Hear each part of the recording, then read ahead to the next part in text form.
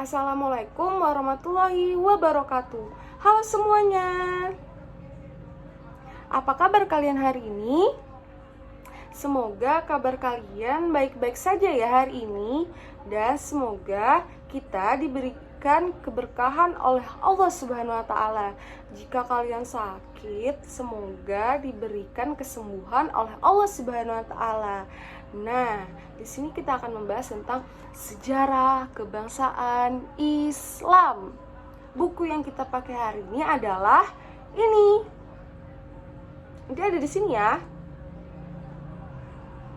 Nah, kita akan membahas salah satu materi, yaitu tentang sahabat Nabi yang bernama Ali bin Abi Thalib. Kalian tahu nggak sih bagaimana sih proses pengangkatan Ali bin Abi Thalib menjadi khalifah? Nah, kita akan membahas itu pada hari ini. Ayo kita bahas.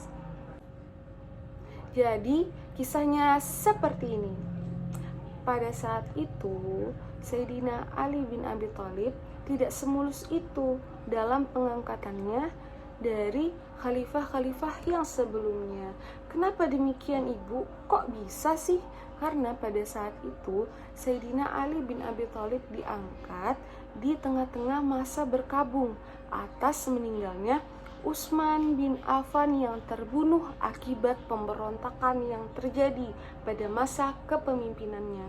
Dikisahkan sesaat setelah Sayyidina Utsman bin Affan wafat, para sahabat dari kalangan Muhajirin dan Ansor mendatangi Sayyidina Ali bin Abi Thalib. Mereka meyakinkan bahwa yang paling pantas dan berhak menjadi khalifah yang keempat adalah Sayyidina Ali bin Abi Thalib.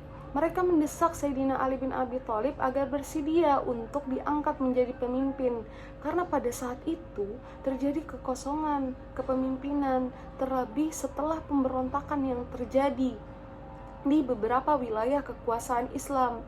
Sayyidina Ali dipilih karena kedudukan dan hubungannya yang begitu dekat dengan Nabi Muhammad SAW.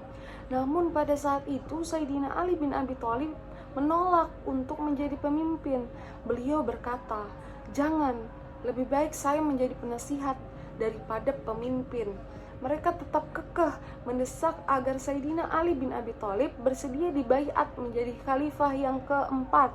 Desakan yang begitu kuat dan dorongan yang begitu keras membuat Sayyidina Ali bin Abi Thalib tidak bisa mengelak lagi. Akhirnya dia bersedia untuk dibaiat untuk menjadi khalifah yang keempat. Ia meminta tempat pembaiatannya dilakukan di Masjid Nabawi secara terbuka dan diikuti oleh umat Islam. Seiring berjalannya waktu, pemberontakan untuk pertama kalinya terjadi dengan penarikan baiat oleh Talhah dan Zubair, serta Aisyah ikut serta bergabung pada pemberontakan tersebut karena Sayyidina Ali pada saat itu tidak memenuhi tuntutan mereka untuk mengusut tuntas kasus pembunuhan Sayyidina Utsman bin Affan.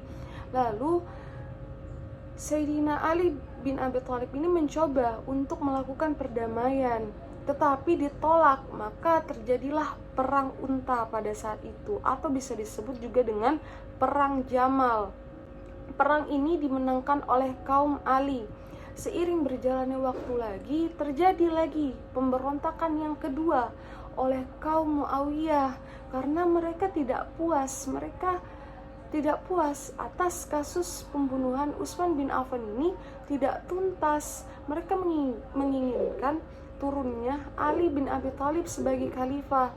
Di pertengahan pertempuran, kaum Muawiyah terdesak pada saat itu. Hal inilah mengapa Amr bin As mengangkat mushaf. Nah, peristiwa ini disebut dengan arbitres. Apa sih arbitres itu? Adalah perundingan untuk penyelesaian masalah. Lalu mereka berunding. Kaum Muawiyah diwakili oleh Amr bin As dan kaum Ali diwakili oleh Abu Musa al-Asy'ari. Setelah perundingan tersebut, Amru bin As mengumumkan hasil perundingan, tetapi tidak sesuai dengan yang beliau katakan dengan hasil yang dirundingkan. Perang ini dimenangkan oleh kaum Muawiyah karena Amru bin As menipu kaum Ali. Nah, perang ini disebut dengan Perang Siffin. Lalu setelah terjadinya pemberontakan ini, terjadilah perpecahan dan munculnya berbagai golongan seperti kaum Khawarij, kaum Murji'ah, kaum Mu'tazilah, kaum Qadariyah, maupun kaum Jabariyah. Seiring berjalannya waktu, banyak sekali golongan-golongan. Hal ini juga sesuai dengan hadis riwayat At-Tirmizi. Nanti di sini surahnya, artinya umatku akan terpecah belah menjadi 73 golongan, semua akan masuk neraka kecuali satu. Para sahabat bertanya, siapa mereka wahai Rasulullah? Rasulullah menjawab, orang-orang yang berpegang pada apa yang aku dan sahabatku pegang. Nah, itu dia awal dari naiknya Ali bin Abi Thalib sebagai khalifah dan akhir dari masa kepemimpinan Ali bin Abi Thalib. Adapun prestasi pada masa kepemimpinan Ali bin Abi Thalib, yang pertama, beliau mengganti pejabat yang kurang cakap pada saat itu. Yang kedua, beliau membenahi keuangan pada saat itu. Yang ketiga, beliau mengembangkan ilmu nahwu yang pada saat itu masih belum ada tanda baca seperti kasroh dan lain-lain. Hal ini untuk menghindari kesalahan saat membaca kitab suci Al-Quran. Yang keempat adalah pembangunan kota Kufah, yaitu pada awalnya adalah pusat pertahanan, tapi diganti menjadi pusat ilmu pengetahuan.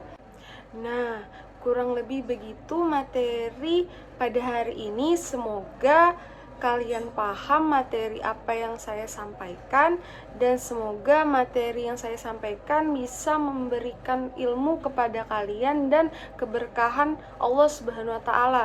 Mohon maaf apabila ada kesalahan kata. Wallahul muwaffiq ila aqwamit thoriq. Wassalamualaikum warahmatullahi wabarakatuh. Dadah semuanya.